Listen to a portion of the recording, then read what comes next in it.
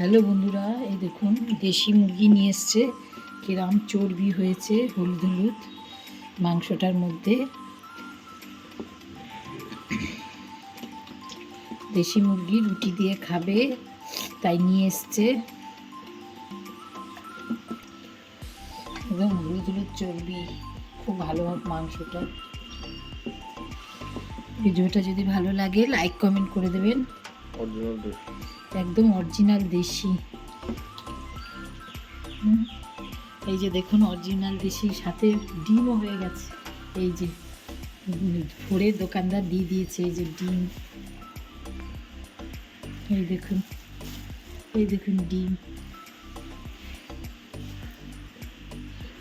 আমার মা যেহেতু নিরামিষ আজকে, মানে মা দিয়ে কোনো কিছু আমিষ ছোঁয়া খায় না, সেজন্য আমি রান্না করছি। ননদ এসছে, এই যে ওর বাবা দেশি মুরগির মাংস নিয়ে এসছে, আর এই দেশি মুরগির মাংস করছি। দুভাগে হবে, কারণ হচ্ছে ননদের ছেলে ঝাল খায় না, ওকে আমি সবজি দিয়ে করে দেবো। আর এদিকে আমাদেরটা হচ্ছে, এই যে একটু প্রেশারে সিটি দিয়ে নিচ্ছি, তাহলে নরম হবে। আর এই যে ননদের ছেলের জন্য আমি লঙ্কা ছাড়া মশলাটা তুলে রেখেছি, আর আলুটা তুলে রেখেছি। আর আমাদের নামানোর আগে একটু লঙ্কা আবার দেবো, যেহেতু ওর জন্য দিইনি। ভিডিওটা কন্টিনিউ করব, দেখবেন।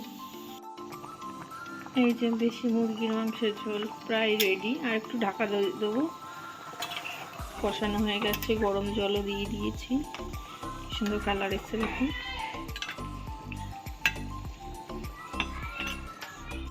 এই যে লাল লাল ঝাল ঝাল দেশি মুরগির মাংস রেডি। আর এদিকে হচ্ছে ননদের ছেলের জন্য করেছি আলাদা করে, আর আমার মেয়েও খাবে। বাটার দিয়ে সব সবজি দিয়ে, এই যে দেখুন পালং শাক, গাজর, ক্যাপসিকাম, আলু সব দিয়ে করেছি।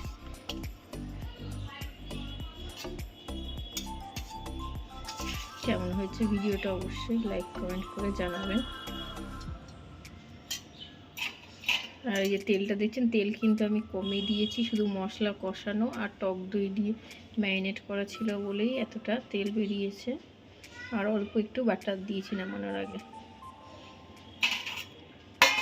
আর আমাদের এই যে আমাদের জন্য লঙ্কা দিয়ে ঝাল ঝাল করে আলাদা করে করা হয়েছে।